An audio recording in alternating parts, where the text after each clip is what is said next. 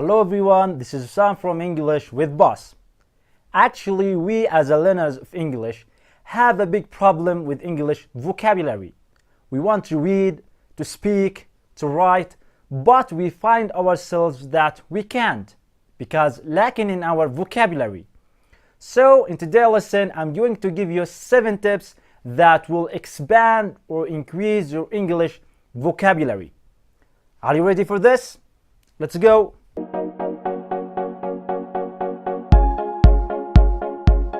So, number 1, read and read and read. Reading is a very effective way to expand your English vocabulary. You have to read anything and everything. But before you start reading, there are 2 important things you have to put them in your mind. First, think about your interest. What are things that interest me? Sport, I'm a big fan, news, fashion, movies, TV series, whatever. Because if you read something that you have a passion or desire on it, maybe you read for 2 hours, 3, 5 hours. But if you read something that you are not interested in, maybe you'll read it for 20 minutes. Then you will get bored and you will leave it. And remember that you have to read at least 1 hour a day. Second thing is, find an interesting and enjoyable material to read.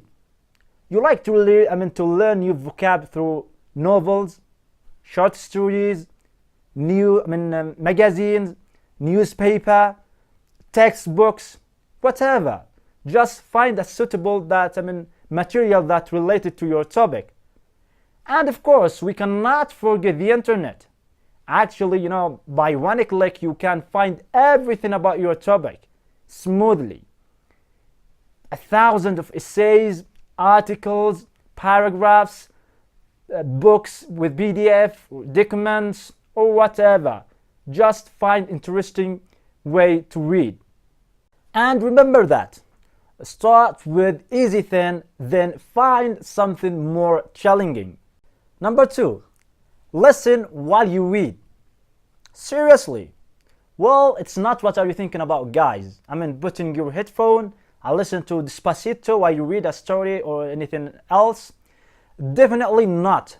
My point is, there are lots of books with audible files. We call them audible book. So you will listen and read the same thing. You will develop your listening and pronunciation as well.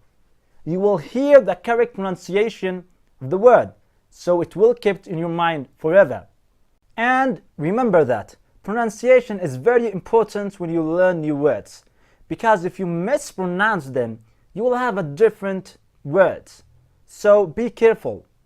Also, you can listen to podcast and TEDx talk. It's really a useful and interesting way to learn new vocabulary. So you have to go to YouTube and search for any topic about TEDx talk and try to listen while you read the subtitle. And remember that you have to listen to a native speaker.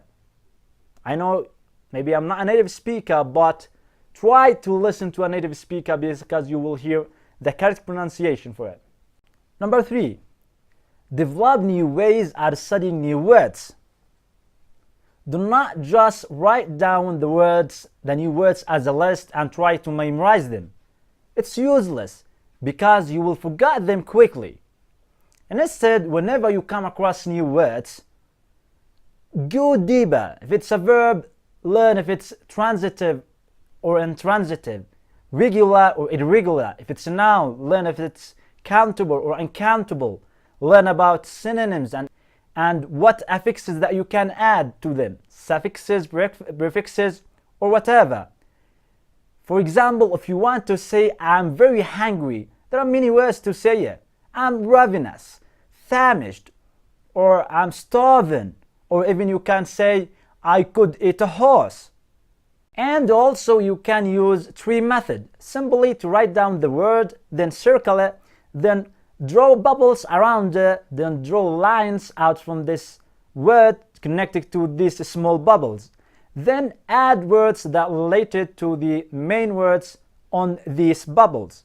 For example, if we have the word weather, we have wind, cloud, rain, we have flood, cloudy, windy, rainbow, freezing, snow, whatever.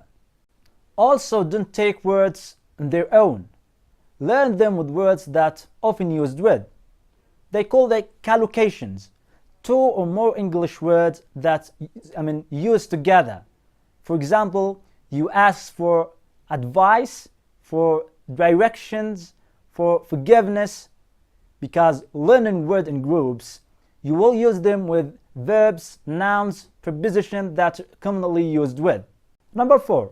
Use word cards and play word games. It's a very interesting way to expand and enlarge your vocab.